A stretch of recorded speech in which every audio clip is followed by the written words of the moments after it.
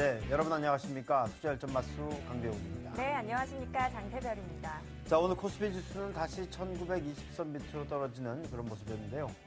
외국인도 그렇고 또 기관 투자가들도 매물을 내놓으면서 시장에 약세를 이끌었습니다. 자, 여기에 또 환율까지 좀 하락하면서 좀 불안한 그런 모습이 있었죠. 네, 그렇습니다. 환율이 많이 불안했는데요. 오늘 1,100원 선 이탈을 시도하기도 했습니다. 가뜩이나 모멘텀이 없는 시장인데 이렇게 변수가 더욱더 늘어나고 있는 것 같아서 참 걱정입니다. 네. 자, 대회 이벤트부터 실적에 이르기까지 시장 변수들 살펴드릴 텐데요. 잠시 뒤에 전문가들 모시고 대응 전략 함께 세워보도록 하겠습니다. 네, 끝까지 저희와 함께 해주시길 바라겠습니다. 투자열전 마수 92번째 공방 시작합니다.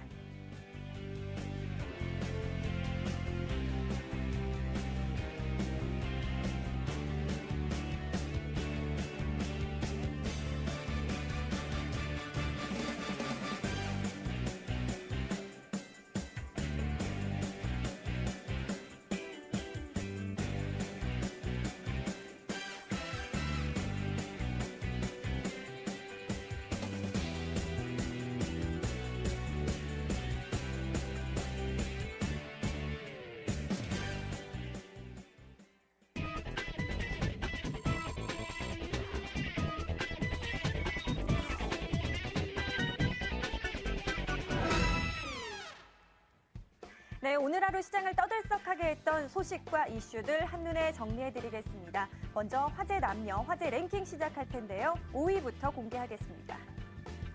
네, 오늘의 화제 랭킹 5위입니다. 인천 송도 지역의 부동산 시장이 들썩이고 있습니다. 환경 분야의 IMF로 불리는 녹색 기후 기금 GCF의 사무국이 들어서기로 확정됐다는 소식이 알려지면서 침체됐던 부동산 시장에 이제는 경매 시장의 과열 조짐까지 보이고 있는데요. 23일 법원 경매 정보 업체에 따르면 경매로 진행된 송도 소재 아파트 물건에 모두 18명의 입찰자가 몰렸습니다. 업계 전문가들은 부동산 경매에 무리한 투자 사례가 나올 수 있어 신중한 필요가 있다고 지적하고 있습니다. 네, 이어서 4위입니다. 미 연방준비제도 이사회 FRB가 올해 안에 자산 매입 규모를 확대할 수 있다는 전망이 나왔습니다. 다만 이번 달 열리는 공개시장위원회 FOMC에서 이 결정을 내릴 가능성은 크지 않다는 것이 일반적인 시각인데요. 추가 국제 매입안이 전문가 사이에서 거론되는 이유는 미국 고용과 소비 시장이 아직 뚜렷하게 개선되는 모습을 보이지 않고 있기 때문입니다. 또 유럽 재정 위기가 지속되고 재정 절벽에 대한 불확실성도 작용하고 있다고 블룸버그는 분석했습니다. 네, 스페인의 구제금융에 따른 정치적 불확실성이 줄어들면서 원달러 환율이 하루 만에 다시 내려 1,100원 선까지 바짝 다가섰습니다. 23일 서울 외환시장에서 원달러 환율은 전날보다 1원 10전 내린 1,103원 10전에 거래를 마쳤는데요. 환율이 장중 1,100원을 찍은 것은 지난해 10월 이후 1년여 만에 처음입니다. 시중은행 외환딜러는 1,100원 선 하향 이탈을 앞두고 당국이 미세 조정에 나선 것으로 추정된다며 1,100원 선 돌파 여부가 향후 환율 방향을 가늠할 중요한 잣대가 될 것이라고 말했습니다.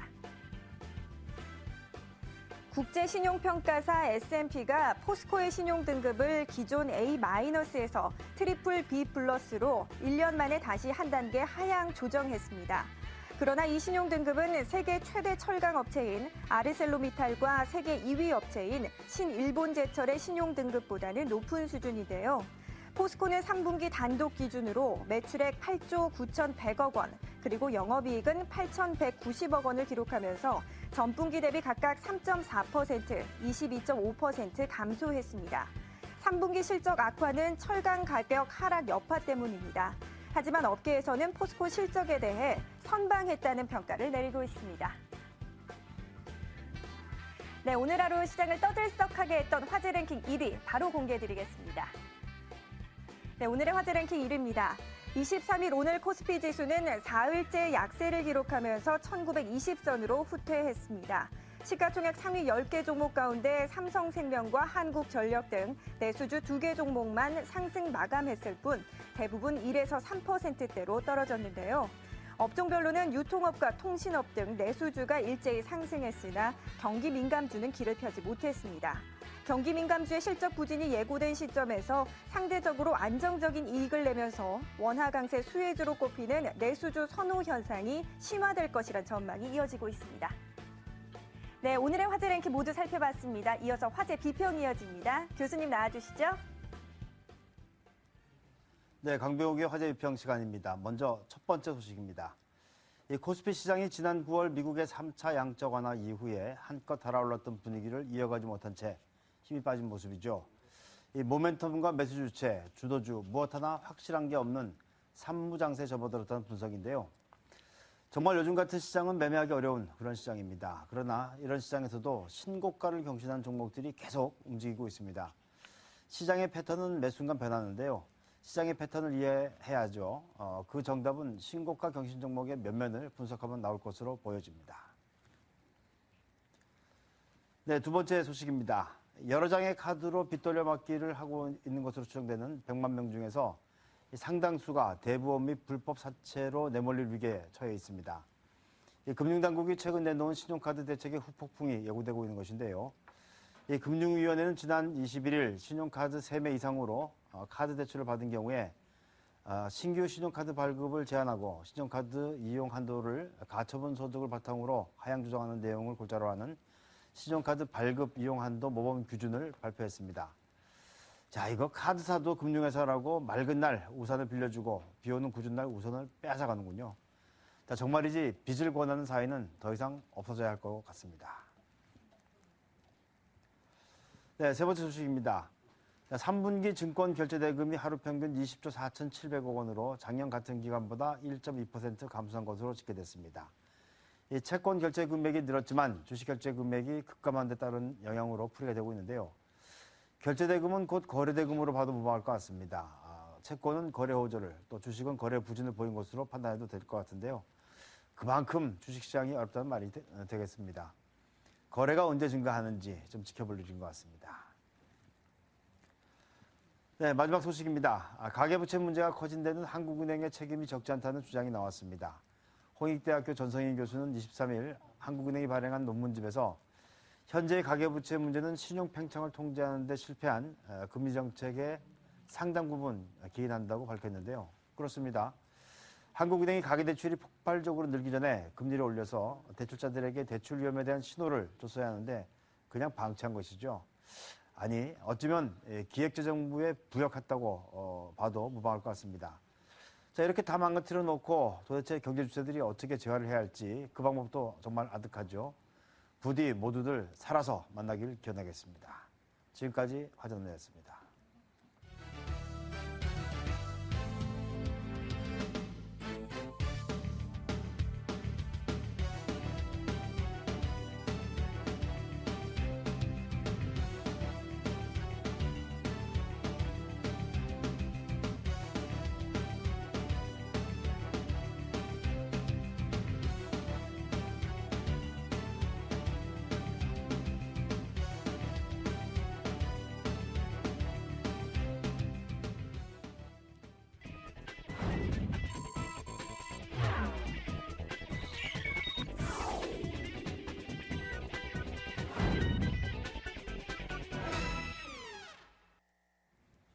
네, 증시 화두를 놓고 본격 공방을 벌이는 감론을박 시간입니다. 오늘 함께해 주실 두 분 소개해드리겠습니다. 먼저 리치인베스트먼트의 신기영 대표 그리고 CK증권트레이딩센터의 한찬덕 대표 함께하겠습니다. 두 분 안녕하세요. 네, 어서 오세요. 안녕하십니까. 네, 안녕하십니까. 자, 요즘 시장은 코스피 시장이 부진하고 코스닥 시장은 상대적으로 양호한 그런 흐름을 보여주고 있는데요.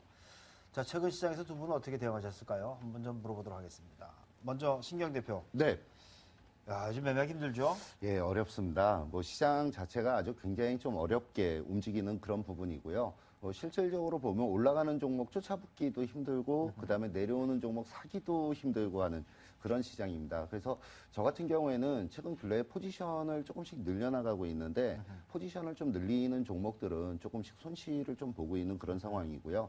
다만 단기 거래를 같이 좀 병행을 하면서 단기 거래는 좀 빠르게 움직여 나가는 그런 전략을 좀 쓰고 있습니다. 자, 쉽지 않은 시장 대응이 좀 이루어지고 있는 상황으로 보여지는데요. 한 대표께서는 최근에 어떻게 대응하고 있습니까? 시장이 아래든 위든 지금 추세가 나오기 힘든 환경이라고 보고 포트폴리오를 짜놓고 사실은 뭐 기다리고 있습니다. 방향이 나올 때까지는 좀 보수적으로 보고 기다리는 게 맞다 생각하고 있으니까 뭐 별로 안 움직인다 보면 되겠습니다. 네, 네. 요즘엔 이제 완전히 배 딱 깔고 하시면 알겠습니다. 자, 환율이 하락하고 있습니다. 추가 하락을 할 경우에 우리는 어떤 전략을 세워야 될 것인지 먼저 주제부터 보도록 하겠습니다.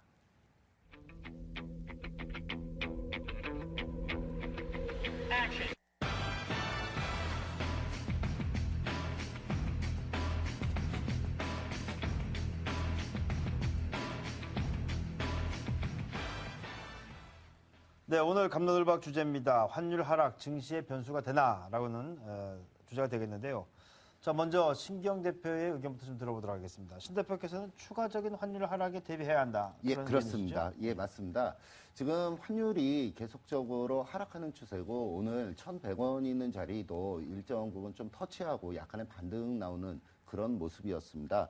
근데 지금 환 전문가들, 환율이 원래 좀 굉장히 좀 어렵긴 한데요. 환 전문가들이 지금 추가적인 하락을 좀 예상을 하고 있어요. 그래서 한 올 연말까지 1,050원 정도까지 좀 예상을 하고 있는 그런 부분이기 때문에 네. 아무래도 주식 시장에서도 그 부분에 대해서 좀 대비를 해야 되지 않을까 이렇게 좀 생각을 하고 있습니다. 그렇군요. 네, 반면에 한찬덕 대표님 의견을 좀 들어보겠습니다. 환율보다는 시장에 더 큰 변수가 될 것이 있다고 보시는 것 같은데요. 구체적으로 의견이 어떠신가요? 일단 환율 차트 제가 잠깐 보면서 네. 말씀드릴게요. 환율이 지금 추세적으로 지금 하락하고 있는 건 맞는데요. 일단 지금 그 지난번에 1110원 자리에서 좀 한동안 머물렀거든요. 이게 이제 한 달 정도 텀을 두고 이제 그 있다가 지금 쭉 하락을 해가 내려왔는데 네. 이 자리가 사실은 또 굉장히 중요한 자리지 않습니까? 1100원 자리가 그 요 큰 장기 박스권 또 하단이기도 하거든요. 그래서 이런 것들 때문에 당국이 오늘도 뭐 구두 개입했다는 이야기도 있고 그래서 아마 속도 조절이 있지 않겠냐는 생각을 하는 겁니다. 환율은 방향도 중요한데 속도도 중요하거든요. 이게 너무 빨리 한쪽으로 가게 되면 어느 쪽이 됐든지 간에 경제에 좀 악영향을 끼칠 영향이 많기 때문에 속도 조절 정도 나온다고 보기 때문에 당장은 그렇습니다. 환율은 1,100원 정도에서 좀 한동안 머물러 있을 거라고 보고 그 외에 이제 실적이라든가 뭐 대외 변수들 추가적으로 나올 경기 부양책들을 주목해야 된다는 생각입니다. 네, 알겠습니다. 자, 그러면 본격적으로 쟁점들을 하나씩 좀 보도록 하겠습니다. 먼저 첫 번째 쟁점인데요. 자, den국의 개입 등으로 더 이상 떨어지진 않았지만 오늘 말씀드린 바와 같이 원달러 환율이 1,100원을 터치하고 올라왔는데요. 추가적으로 1,100원 이탈 가능성 없는지 살펴봐야 될 것 같습니다. 자, 두 분, 원달러 환율 1,100원 이탈 시도 추세적으로 봐야 됩니까? 아닙니까? 추가 하락 있을 걸로 보고 있습니다. 네. 안 대표께서는요? 일단은 저는 조금 머문다고 보고 싶습니다. 왜냐하면 아무래도 시간이 필요하니까 뭐 시장 참여자들도 그렇고 정책 당국도 그렇고 속도 조절에 나온다고 보고 지금 시장에서 워낙 변동성이 심한 상태에서 한 달은 굉장히 긴 시간이지 않습니까? 그래서 환율에 뭐 어느 방향을 또 가정을 하고 매매 나서기는 조금 어렵다 이렇게 생각하고 있습니다. 네. 그렇군요. 그러면 두 분의 의견 각자 좀 구체적으로 들어보겠습니다. 먼저 신기영 대표님, 네. 환율하고 외국인 수급 상당히 관련이 많습니다. 예. 전반적으로 이 두 개 묶어서 앞으로 어떻게 전망을 하시는 거죠? 예, 그러니까 지금 환율에 대해서 일단 뭐 전체 종합주가지수와 같이 더불어서 좀 설명을 조금 드리도록 하겠는데요. 우리나라에서 외국인들이 공격적으로 최근 근래에 매수가 들어왔던 그 부분을 종합주가지수 차트를 가지고 잠깐 한번 좀 짚어보겠습니다. 지난번에 7월 25일 날짜였습니다. 7월 25일 날짜에 종합주가지수가 1758포인트 이 자리에서부터 외국인들이 굉장히 좀 공격적으로 매수가 들어오는 그런 모습이 보여졌는데요. 그 부분을 구체적으로 보면은 외국인들이 그때부터 지금 현재 오늘까지의 누적 집계로 보면 약 9조 3천억 원의 지금 매수 포지션을 취하고 있는 부분입니다. 거기에 연기금들 쪽에서도 지금 매수는 유입이 돼서 움직이는 모습이고요. 근데 최근 근래에 와서 10월 한 10일 정도부터죠. 10월 10일 정도부터 외국인들이 일정 부분 매도는 하고는 있는데 실질적으로 보면은 그렇게 공격적인 매도로 보여지지는 않고 있습니다.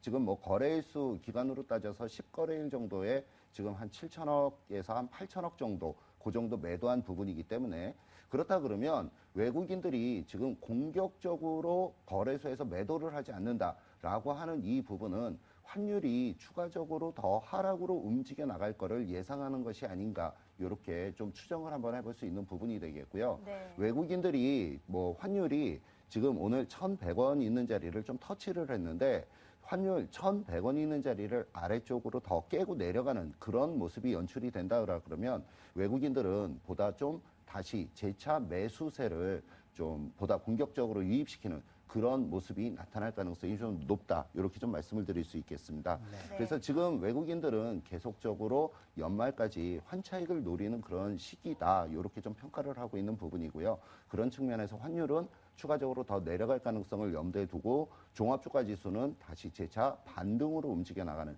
그런 모습이 나타날 가능성이 좀 높아 보입니다. 네, 일단 신기영 대표께서는 환율 하락, 추세적으로 그 하락 가능성이 열려 있고 외국인은 상대적으로 또 들어올 것이다 이렇게 전망을 해주셨는데 한천덕 대표님, 환율 일단은 머물 것이다 이런 의견을 주셨어요. 그런데 추세적으로 하락에 대해서 가능성을 열어두고 계신가요? 어떻습니까? 일단 추세적으로 하락하는 흐름인 것은 분명한데요. 네네. 그 시간을 제가 두고 봐야 된다는 것은 환율 차트 제가 한번 더 보면 제가 네. 말씀을 드리겠습니다. 외국인들이 그 매수 들어온 자리가 대충 이 정도 자리가 되거든요. 이게 환율 자리는 한 1130원 이쪽으로 봐야 되거든요. 아래로 나오기 힘든데 환율에서 원달러 환율만 놓고 봐도 지금 3% 정도, 뭐 3% 가까이 지금 수익이 나 있는 상태인데 지금 단기에 한 분기가 지나기 전에 환율 쪽에서 한 이 정도 수익이 났다면 굉장히 수익이 많이 났다고 봐야 되거든요. 많이 났죠. 지금 이 상태에서 외국인들이 추가로 들어오기보다는 지금 먼저 했던 그 매수세들 뭐 8조니 9조니 하는 요 매수세들이 매물 소화하는 과정을 거쳐야 되거든요. 지금 우리 시장에서 그 이때 들어온 그 매수세가 그 차익 실현에 나선다고 하면 요 매물을 받아줄 만한 그 매수 주체가 없는 상황이지 않습니까? 그래서 이 자리에서 외국인 뭐 매수가 추가로 더 들어온다고 보고 뭐 그 지금 대형주 매수하기에는 리스크가 너무 크다고 보는 거죠. 왜냐하면 이쪽에서 만약에 환율만 보고 예를 들어 저 주가 지수 같은 것들을 크게 생각 안 하고 그 선물로 하방 해지를 해놓은 다음에 그냥 팔기 시작한다고 하면 지수가 얼마든지 깨질 가능성이 활짝 열리는 거거든요. 그래서 요것들 때문에 만약에 환율 때문에 외국인들이 들어오더라도 요 미리 들어와서 이제 환차익을 누리고 있는 요 부분들이 이익 실현이 선행이 돼야 된다고 보는 거니까 환율 보고 외국인들 매수가 들어온다고 보는 거는 조금 무리가 있다는 생각입니다. 네. 그렇군요. 자, 어찌됐든 원화 강세 기조가 이어질 것으로 이제 보고 있습니다. 뭐 속도 조절이 있던 어떤 간에 추세는 이제 정해진 것이 아닌가 싶은 생각이 드는데요. 자, 이렇게 원화 강세가 이어질 때 수혜 업종이 있을 것 같은데요. 신 대표께서는 환율과 관련된 수혜 업종 어떤 걸 보고 계십니까? 그러니까 이제 뭐 가장 원론적으로 좀 말씀을 드리면은 일단 원자재에 대한 어떤 수입 비중이 많은 그런 종목군들 아니면은 해외 부채가 많은 그런 종목군들이 1차적으로 좀 수혜를 많이 볼 수 있을 걸로 그렇게 좀 예상을 하고 있습니다. 네. 근데 제가 보기에는 최근 근래에 가장 뭐 대표적으로 한마디로 말씀을 드려서 내수주들이 좀 굉장히 많이 수혜를 볼 수 있을 걸로 예상을 좀 하고 있고요.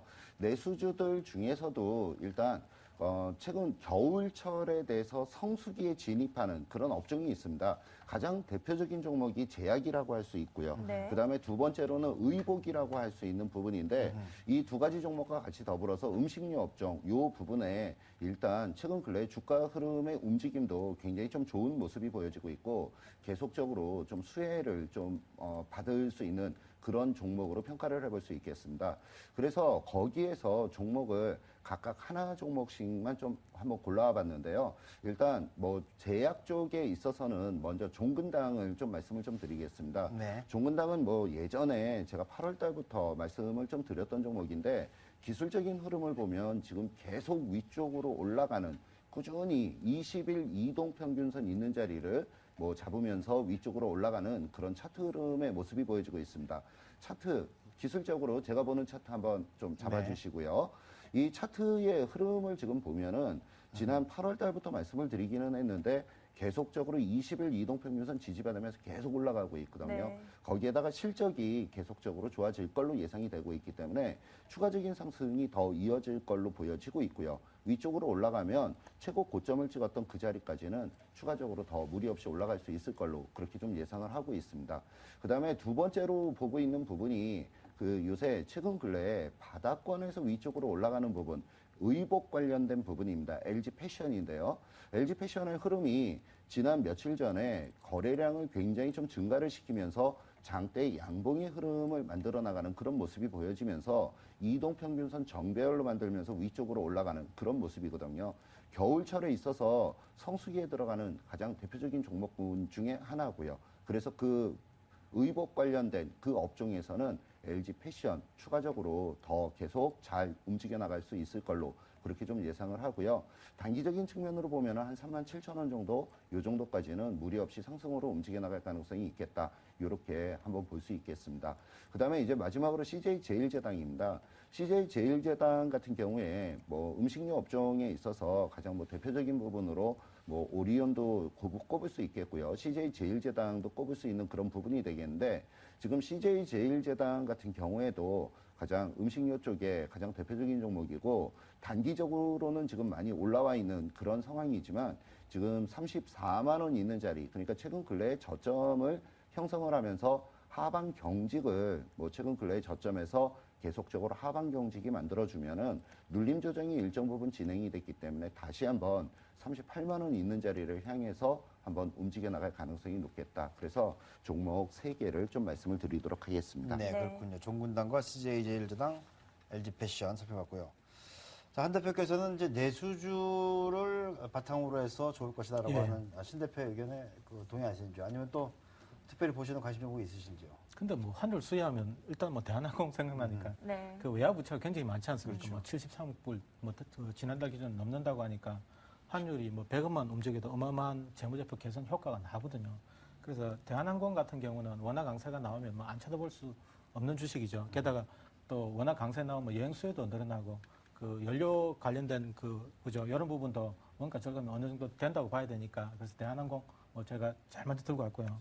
그 다음에 그 중국 관련 수혜주들도 지금 위안화하고 워낙 동반 강세 진행 중이라서 중국 소비주들도 뭐 수혜 대상이 될 건데 이미 많이 올라가지고 따로 그 말씀드리기 좀 어렵고요. 그다음 신 대표님 말씀하신 뭐 음식료나 그 의료 이쪽도 다 괜찮습니다. 그래서 종목들은 이미 다 소개를 했기 때문에 제가 따로 이제 말씀을 더 안 드리겠습니다. 네. 알겠습니다. 신기영 대표의 뭐 원화 강세에 따른 내수주 그리고 대한항공도 말씀을 해주셨습니다. 자, 두 번째 쟁점을 한번 살펴볼 텐데요. 앞서 강병욱 교수님께서도 말씀을 해주셨지만 요즘 장세가 정말 산무 장세입니다. 모멘텀도 없고요. 매수 주체도 없고 또 주도주 무엇 하나 확실한 게 없습니다.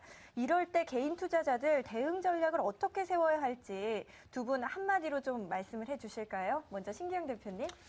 저는 한마디로는 좀 힘들고요. 한 두 두 마디 마디로 정도? 말씀을 좀 드리겠습니다. 일정 부분은 지금 낙폭 과대했던 종목들, 이쪽 종목으로 일부 포지션을 잡아나가는 전략이 좋다라고 볼 수 있겠고요. 그 다음에 일정 부분의 자금은 단기 트레이딩 관점으로 좀 접근을 해나가시는, 그래서 두 가지 방법을 좀 병행해서 움직이는 그런 전략이 좀 좋을 듯 그렇게 생각을 하고 있습니다. 네. 한 대표님은 어떠세요? 그냥 개별주 트레이딩 정도 말고는 특별한 지금 뭐 방안이 없는 시장이 아닌가 뭐 이런 생각하고 예, 있습니다. 네. 알겠습니다. 좀 더 구체적으로 한번 보도록 하겠습니다. 자, 신 대표, 아무래도 당분간 시장은 추세적인 방향을 찾기는 어려울 것 같고, 예. 그렇다면 이 시장에 대한 어떤 이 판단, 예. 내지는 개인들의 투자 전략 예. 어떻게 세우면 좋겠습니까? 그 부분은 먼저 전체 지수의 밴드가 어떻게 움직여 나갈 것이냐, 이 부분이 일단은 좀 중요할 것 같습니다. 제가 말씀을 드리고 싶은 지수의 밴드는 종합주가지수 1900포인트에서 1980포인트, 커다란 구간의 박스권을 좀 말씀을 좀 드리고 싶고요.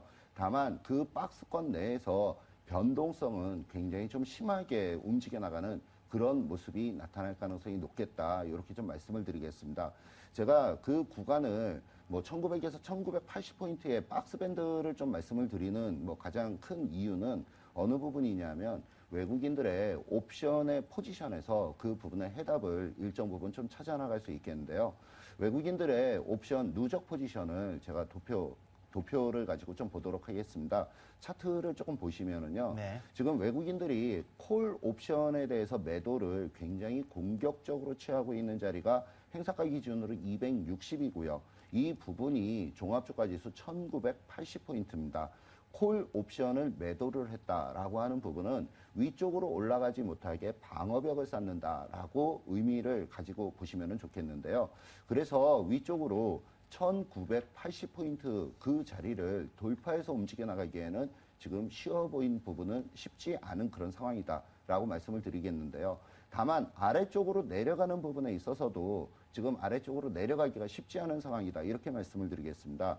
풋 옵션을 매도를 했다라고 하는 부분은 아래쪽으로 내려가는 부분을 철저하게 방어를 한다라는 의미인데 지금 외국인들 포지션을 보면 외국인이 행사가 252부터 행사가 245포인트 있는 자리까지 매도 포지션을 굉장히 많이 취해놓고 있는 그런 모습입니다.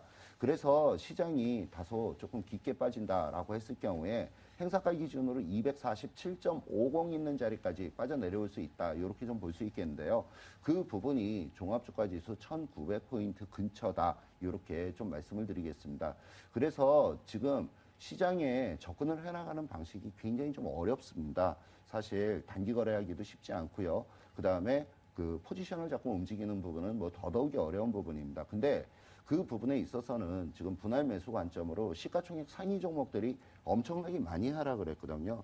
지금 우리나라 종합주가지수 PER을 따져보면은 뭐 지난번에도 말씀을 드렸지만 한 8.7배 정도, 요 정도 좀 본다 그러면은 그 부분을 요구 수익률로 환산을 하면은 요구 수익률이 약 한 12% 정도의 요구 수익률이 나올 수가 있습니다. 그러면 채권과 그다음에 주식 시장에서의 요구 수익률을 비교를 하면 채권 쪽에 배팅을 하는 것보다 주식 쪽에 배팅을 하는 게 지금 훨씬 유리한 상황이거든요. 채권 수익률이 뭐 한 5%에서 6% 정도밖에 안 나오기 때문에요. 그렇다 그러면 자금의 흐름은 주식으로 넘어올 가능성을 높다라고 평가를 하고 있는 부분이고요.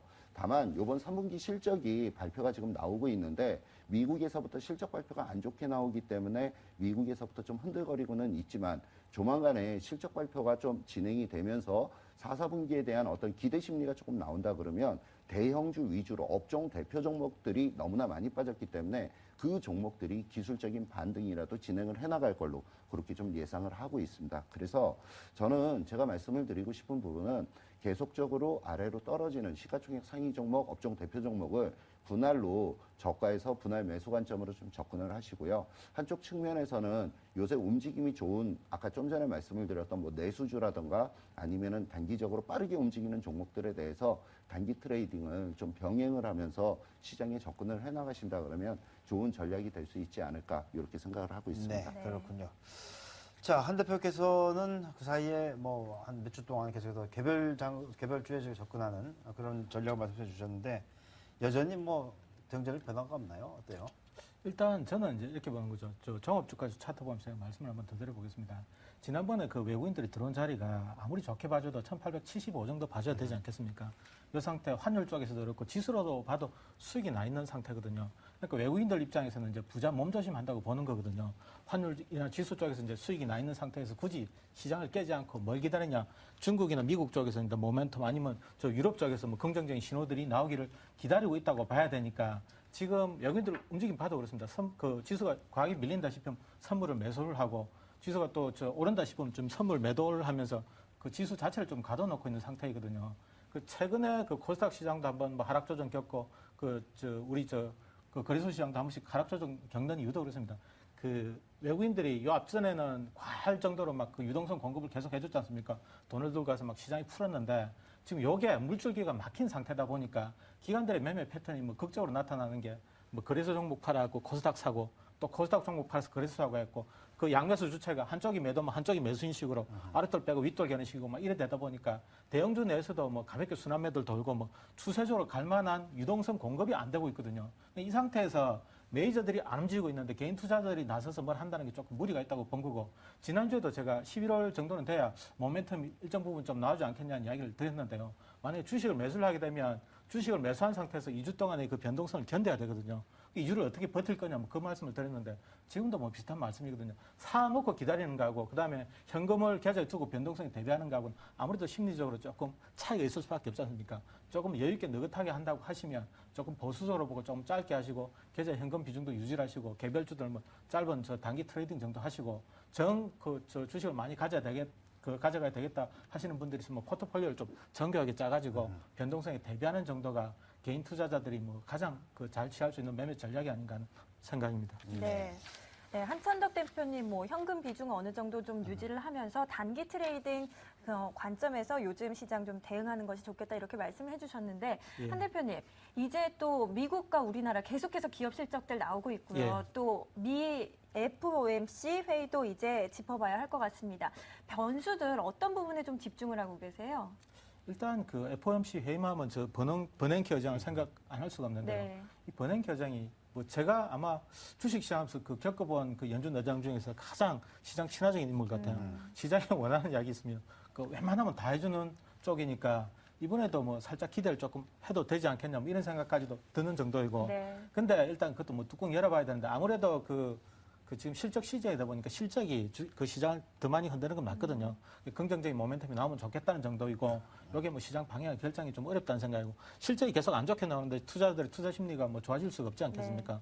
그리고 지난주에 그 이탈리아가 180억 유로 그 국채를 소매 발행을 했는데, 이거는 굉장히 긍정적인 변수라고 생각을 하고 있거든요. 왜냐하면 스페인이 그 구제금융, 전면 구제금융 신청하는 게 반드시 호재일 수는 없다는 이야기를 한 게 그렇죠. 스페인이 끝나고 난 다음에 시장 참여자들은 뭐 헤지펀드들이 이탈리아를 쳐다보지 않겠습니까? 이탈리아 니네들은 뭐 스페인보다 얼마나 더 나으냐 뭐 이런 그 질문들을 그 이탈리아 국채들에 대고 할 가능성이 많기 때문에 이탈리아 국채 쪽 금리가 좀 안 좋게 움직일 가능성도 많아서 이탈리아가 새로운 변수로 좀 등장하는 거 아닌가 하는 걱정이 있었는데 요 걱정들을 선제적으로 좀 해결해 줬거든요. 연말까지 뭐 별 무리가 없다는 이야기도 있고 그리고 또 소매 판매란 또 새로운 형태의 국채를 소화할 수 있는 창구를 또 만들었다는 점에서 만약에 스페인 쪽에서 불확실성이 해소가 되고 나면 유럽 문제는 좀 당분간 좀 우려가 좀 그치는 게 아닌가 하는 긍정적인 모멘텀이 좀 나왔다고 보는 거거든요. 그래서 11월 돼가지고 그 중국의 그 정권 교체가 무사히 잘 끝나고 그다음에 뭐 버냉키가 요번에 뭐 좋은 이야기 많이 해준다고 그러면 줄줄이 모멘텀이 생기면서 좀 좋은 방향으로 움직일 가능성도 있는데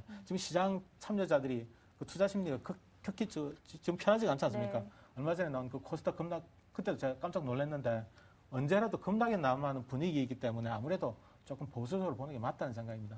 네. 네. 네, 한 대표님께서는 뭐 유럽에서 이탈리아 쪽에서 좀 어느 정도 호재를 또 찾아주셨는데요. 신기영 대표님, 네. 미 FOMC 그리고 실적 발표, 유럽 변수까지 어떤 변수들 좀 주목하고 계십니까? 저는 이제 시장을 보는 데 있어서 항상 좀 제일 중요한 게 지금 현재에 맞는 가장 중요한 변수가 무엇이냐. 요거를 찾아나가는 이 부분이 좀 중요하다라고 네. 보고 있거든요. 그렇다 그러면 지금 시장에서 지배력이 굉장히 좀 높은 부분이 아무래도 좀 실적이 아닌가 이렇게 좀 보고 있습니다. 그래서 국내외 실적 발표 나오는 부분에 일단 좀 집중을 하는 게 좀 맞을 것 같고요. 오늘도 미국이 개장하기 전에 지금 뭐 실적 발표가 하나 나왔는데 굉장히 안 좋게 나왔어요. 그래서 아무래도 지금 미국 선물 시장이 조금 안 좋게 움직이는 그런 모습이 좀 보여지고 있거든요. 그 내일부터 실적 발표가 나오는 부분에 대해서 일정을 잠깐 좀 말씀을 좀 드리겠습니다. 뭐 일단 내일은 보잉에서 실적 발표 나올 걸로 보여지고 있는데 내일보다도 목요일과 금요일 날 예정이 돼 있는 애플이나 아니면 P&G 그다음에 무디스 이런 쪽에 실적 발표에 일단 좀 주목을 해보시면 좋겠고요. 일단 실적들은 뭐 예상치보다는 조금은 더 좋게 나올 수 있다. 이렇게 지금 평가가 조금 있어요. 그래서 아마 주 후반으로 가면은 미국부터 좀 좋은 실적을 한번 기대를 한번 해보면은 어떨까 이렇게 한번 생각을 해보고 있습니다. 네, 그렇군요. 자, 일단 뭐 어닝 시즌 출발하고 어닝이 좀 부담이 된 그런 상황이긴 한데요. 시간이 지나면서 좀 호재도 나오지 않겠나 이런 희망을 갖게 됩니다. 자, 오늘도 치열하게 공방을 벌여봤는데요. 일단 감독을방 이쯤에서 마무리해야 되겠죠. 네, 예. 잠시 쉬어가는 시간 마련했습니다. 야간 산책 이어집니다. Starry, starry night. Paint your palette blue and gray. Look out on a summer's day with eyes that know the darkness in my soul. Shadows on the hills. Sketch the trees and the daffodils. Catch the breeze and the winter chills.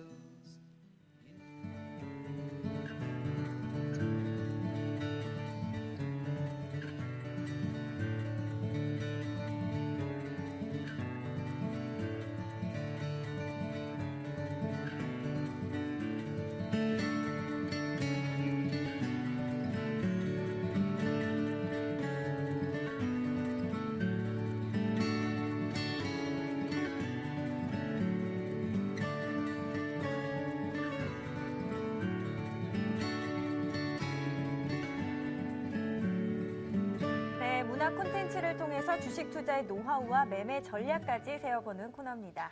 네, 오늘은 영화 스티브 잡스, 미래를 읽는 천재를 보고 오셨는데요. 이 창업 초기에 이딴 신제품 개발 실패로 이 회사에서 쫓겨나게 되죠. 스티브 잡스가 그리고 12년 뒤에 다시 복귀를 해서 정말 신화 같은 성공을 이뤄내는 그런 스토리죠. 네, 그렇습니다. 독특한 철학과 디자인으로 애플 마니아를 거느렸던 이 스티브 잡스의 알려져 있던 모습 그리고 대중들에게 알려져 있지 않은 모습까지 다룬 다큐멘터리 영화죠. 네. 자, 현지 시간으로 23일 아이패드 미니가 공개되기로 되어 있죠. 애플 마니아들에게는 희소식이 아닐 수 없는 그런 상황인데요. 신제품 출시가 치열한 스마트폰 시장, 그리고 아이패드 미니 과연 성공할 수 있을지 그것도 궁금합니다. 예. 네. 자, 두 분께 한번 좀 여쭤보도록 하겠습니다. 한 대표 예. 지금 폰 애플 쓰시는 게 아닌 것 같은데요? 오늘 새로운 예, 오늘 새로 바꿨습니다. 네, 휴대폰 갖고 오셔서 자랑하시던데요. 그전에는 그러면 이제 애플 쓰셨나요? 예, 그 자세히 찾아보니까 애플이 좋은 회사가 아니더라고요. 그래서 과감히 바꿨습니다. 아, 자, 근데 그 아이패드 미니가 나오면 과연 또 모멘텀이 될 수 있을까요? 그 아이패드 미니 같은 경우는 원래 저 스티브 잡스는 싫어했던 그 7인치대 제품인데요.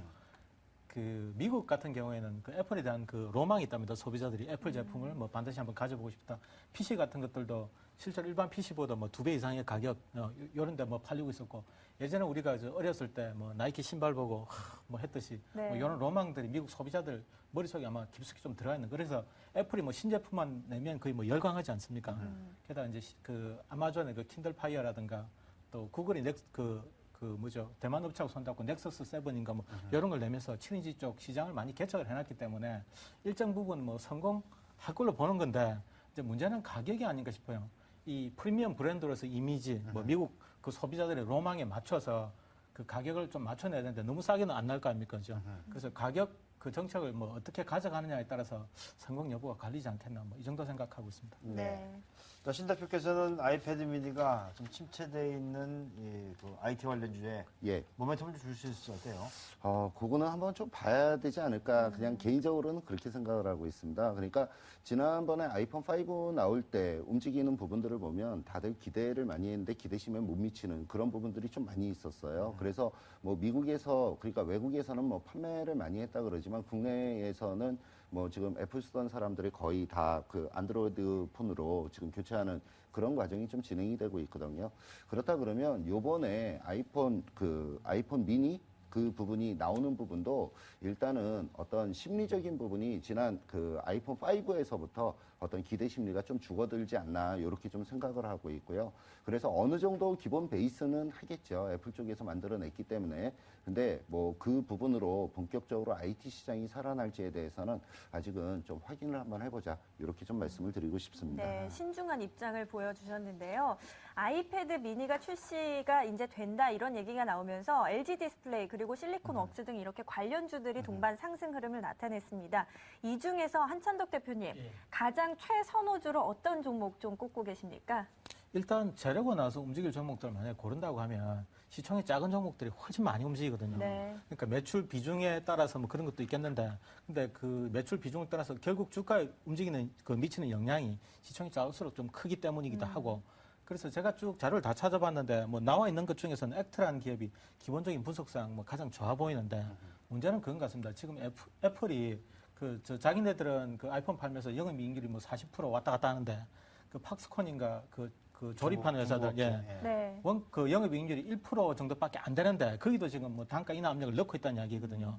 그러니까 삼성전자가 애플의 부품 납품을 많이 줄인 것도 뭐 저 애플하고 소송 건도 있지만 가장 큰 이유가 마진이 없어서라는 이야기를 하고 있거든요. 그러니까 지금 애플이 그 부품 납품 업체들한테 그 요구하는 그 원가 수준, 그 영업 허용해주는 영업이익률이 너무 박하다는 이야기들이 지금 전 세계에서 나오고 있는 형편이라서 애플에 납품한다는 것 자체만으로도 회사 실적이 뭐 급격히 좋아지기는 좀 어렵다고 봐야 되니까 큰 기대는 하지 마시고 이제 가볍게 좀 접근하시는 게 좋겠다는 생각입니다. 네. 신기용 대표님은 어떠세요? 네. 저는 이제 단순히 그냥 아이패드 미니 이쪽과 국한된 부분은 아니고요. 먼저 종목을 말씀을 드리면은 LG 디스플레이입니다. 네. 그러니까 최근 근래에 그 LCD 판넬 가격이 이제 좀씩 올라가는 그런 모습이 좀 보여지고 있고요. 그래서 LCD 판넬 가격이 지금 바닥을 찍었다라는 그런 평가들이 조금 나오고 있습니다. 거기에다가 그다음에 미국의 어떤 뭐 연말 소비 기대감 요 부분과 같이 더불어서 요새 최근 근래에 LG 디스플레이가 움직이는 모습이 아주 상당히 좀 좋게 움직여 나가는 그런 모습입니다. 그래서 뭐 굳이 아이패드 미니와 관련된 뭐 그쪽으로만 국한시키는 부분은 아니고요. 전체적으로 큰 흐름으로 봐서는 일단 제가 보기에는 LG 디스플레이가 제일 좀 좋지 않을까 이렇게 좀 생각을 하고 있습니다. 네, 그렇군요. 자, 그리고 또 26일에 애플, 삼성전자 실적 발표가 대기하고 있는데요. 자, 이 대표적인 IT 기업들의 실적 발표가 과연 IT 관련주들에 영향을 좀 줄 수 있을지 모르겠는데요.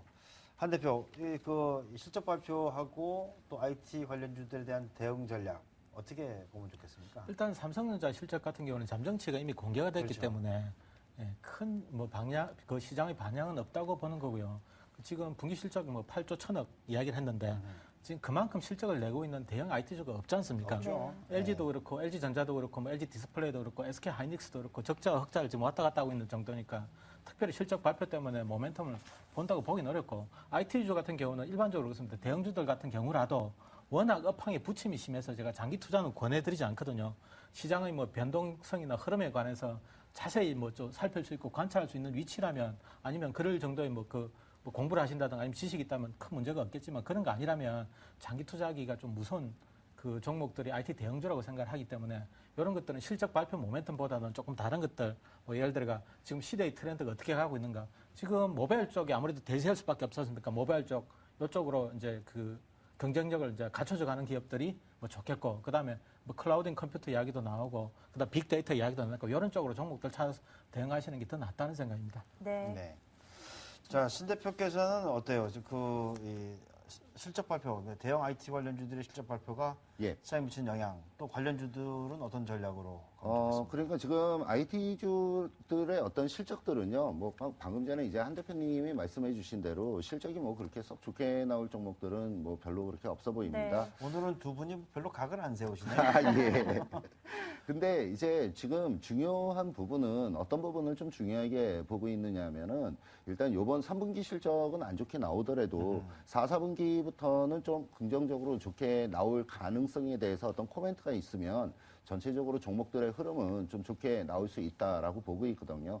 최근 근래에 와서 외국인들이 일단 제일 매수를 많이 하는 종목군이 IT 업종을 매수를 제일 많이 하고 있습니다. 그러니까 지지난주 이때부터 IT 쪽에 계속적으로 소폭씩 매수를 유입을 시켜나가는 그런 모습들이 일정 부분 좀 보여지고 있기 때문에 아무래도 4, 4분기에 대한 기대감이 조금 있는 것이 아니냐. 거기에다가 미국에서 연말 소비 시즌에 기대를 하면서 네. 우리나라 IT 가전 쪽 이쪽 부분의 흐름이 좀 좋게 나오지 않을까 이렇게 좀 예상을 하는 부분이고요.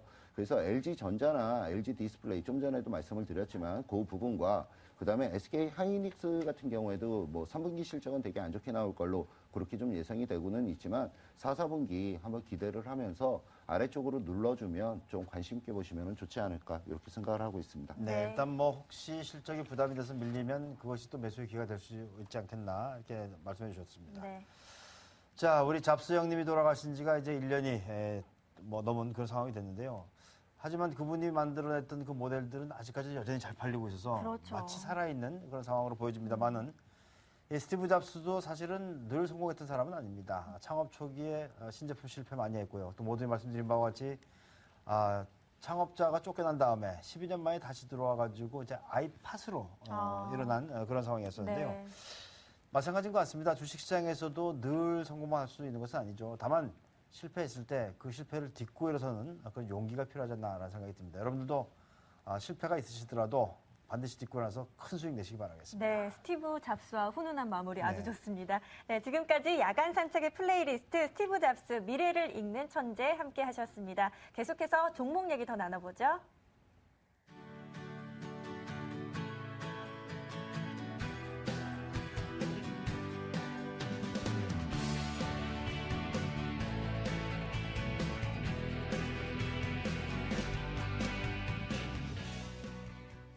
네, 사야 할지 팔아야 할지 종목 전략 세워드립니다. 결정적 한방. 자, 오늘 두 분에게 부탁드린 결정적 한방이 될 종목 또 가져와 달라고 말씀드렸었는데요. 자, 두 분이 가져오신 종목 어떤 종목인지 먼저 종목 명만 좀 말씀해 주시죠. SK텔레콤입니다. 한 대표께서는요? KT 가져왔습니다. 오늘 두 분이 일심동체신데요. 갑론을박도 아니고 여전- 결정적 한방도 아닌 것 같고요. 예전하고 다른 것 같은데요. 네네. 알겠습니다. 두 분 다 통신주인 것 같은데요. 자, 신 대표, 예. SK텔레콤 배당입니까? 그렇습니다. 예. 예, 최근 근래 이제 점점 연말 배당 시즌이 다가오고 있기 때문에 아무래도 배당에 있어서 제일 가장 매력적인 부분은 통신주다. 이렇게 좀 말씀을 드릴 수 있는 부분인데요. 그 중에서 SK텔레콤을 좀 말씀을 드릴 수 있겠습니다. 이 SK텔레콤 같은 경우에는 최근 근래에 기관들 쪽에서 계속적으로 매수가 들어오는 그런 모습이 보여지고 있습니다. 그래서 기관들 쪽에서 아무래도 연말에 어떤 포지션을 위해서 배당 포지션을 위해서 SK텔레콤에 매수가 들어오는 것이 아닌가 이렇게 좀 예상을 한번 해볼 수 있는 부분이고요. 구체적으로 도표를 보면서 올해 배당이 어느 정도 나올까 그 부분에 대해서 한번 좀 살펴보시면 좋겠는데요. 네. 요새 최근 근래 지표가 아주 굉장히 좀 좋게 나오고 있습니다. 지금 FN 가이드에서 나오는 부분인데요. 여기 DPS라고 나오는 부분이 한 주당 배당 예정가액을 지금 산출을 해서 뽑아내는 그런 뭐 데이터로 지금 보여지고 있는 부분이에요. 지금 제가 마우스 화살표로 갖다 대고 있는 그 부분을 보면은 올해 EPS를 보면은 실적은 굉장히 별로 좀 안 좋게 나올 걸로 지금 예상이 되고 있습니다. 그러니까 작년에 비해서 굉장히 상당히 좀 떨어질 걸로 예상이 되고 있는데 과거에서부터 지금 SK텔레콤은 실적이 다소 안 좋게 나오더라도 1년에 매번 배당을 9,400원씩 배당을 한 그런 성향을 가지고 있기 때문에 올해에도 9,400원에 배당을 할 가능성이 좀 높다. 이렇게 좀 평가를 해볼 수 있겠습니다. 네. 그래서 배당 성향이 굉장히 좀 높은 그런 종목이기 때문에 이 SK텔레콤 9,400원을 뭐 목표로 노린다 그러면 배당을 받자라고 말씀을 드리는 부분이 아니라 지금 있는 가격에서부터 대략 한 9,400원 정도까지 올라가게 되면 거기에서 짧게 이익 실현하는 그런 관점으로 좀 접근하시면 좋을 것 같은데요. 기술적인 흐름을 보면서 좀 더 설명을 좀 드리도록 하겠습니다. 네. 이 SK텔레콤이 좀 차트의 흐름을 크게 본다 그러면 최근 근래에 주가 흐름이 아주 굉장히 좀 좋습니다. 그래서 지금 위쪽으로 계속 올라가는 그런 모습의 흐름이 보여지고 있고요. 위쪽에 단기적인 측면으로 본다 그러면은 약 한 16만 5천 원 있는 자리, 그 자리가 일단 단기적인 저항 라인으로 작용을 할 걸로 그렇게 보여지고 네. 있습니다. 그래서 구간을 설정을 하면 15만 3천 원에서 16만 5천 원의 구간을 설정을 해보시면 좋을 것 같고요. 뭐 위쪽으로 올라가면은 일단 관망하는 게 좀 좋을 것 같고 아래쪽으로 15만 5천 원 정도까지만 내려와 주면 한 10,000원 정도 노리고 매수 배팅이 들어가시면 좋을 걸로 그렇게 좀 생각을 하고 있습니다. 네, 알겠습니다. SK텔레콤 들어봤고요. 한천덕 대표님, KT 들고 오셨는데요. 배당 수익 매력 때문이신지 SK텔레콤보다 뭐가 더 낫다고 할 수 있을까요? 1분 반 남았습니다. 예, 배당 기대도 뭐 유효하거든요. 배당도 네. 역시 많이 해줄 것 같고 KT 같은 경우는 이제 잠재력에 주목을 하는 거죠. 지금 그 통신 사업으로 수익을 계속 올리기는 좀 힘든 게 통신 요금 때문에 그 국민적인 제한 같은 것도 좀 있다고 봐야 되고 또 통신 요금을 계속 올리게 되면 정부에서 또 규제도 들어오지 않겠습니까? 뭐 공사인데 뭐 여러 가지 안 좋은 이야기들도 있고 그래서 영업이익률을 뭐 6% 8%뭐 요것도 사실 뭐 많다는 이야기들이 나온 정도니까 이걸로 회사가 쭉쭉 뭐 뻗어나가서 성장한다고 보기는 어렵고요. 지금 제가 기대하고 있는 건 좀 다른 쪽입니다.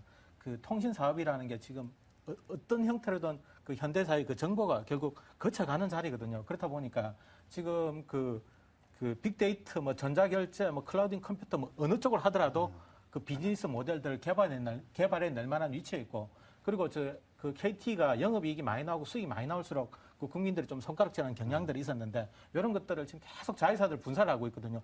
그 미디어 콘텐츠 회사를 만든다, 또 부동산 전문 회사들을 만든다 그러면서 피해 나갈 수 있는 자리들이 계속 만들어지고 있어서 다양한 수익 모델을 지금도 발굴을 하고 있고 발굴할 기회들도 많이 열려 있는 상태니까 배당을 받으면서 이 회사가 그렇게 성장하는 과정들을 지켜볼 수 있으니까 충분히 매수에 들어갈 만하다는 생각이고요. 매수가는 35,000원 전에 뭐 좋겠다는 생각이고 목표가는 한 4만 원 정도 보고 천천히 들고 가시면 된다는 생각이고 손절가는요 짧게 보고 34,500원 정도 되고 짧게 대응하시는 게 좋겠다는 생각입니다. 네, 알겠습니다. 두 분의 종목까지 들어봤습니다. 지금까지 리치인베스트먼트 신기영 대표 그리고 CK증권트레이딩센터의 한찬덕 대표와 함께했습니다. 두 분 오늘 말씀 고맙습니다. 네, 고맙습니다. 감사합니다. 예, 고맙습니다.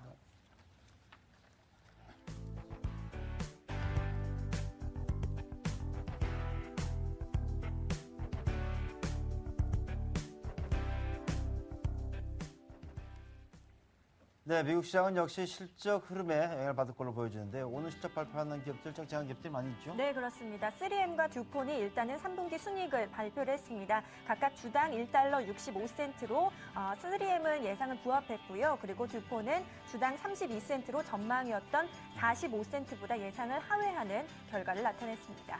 네, 유로존 증시는 1% 이상 급락하는 모습 보여주고 있는데요. 아무튼 시장 잘 좀 봐주시기 바라겠습니다. 네, 벌써 인사드릴 시간이 네. 왔네요. 여러분 편안한 밤 보내시길 바라겠습니다. 여러분, 굿나잇. 굿럭!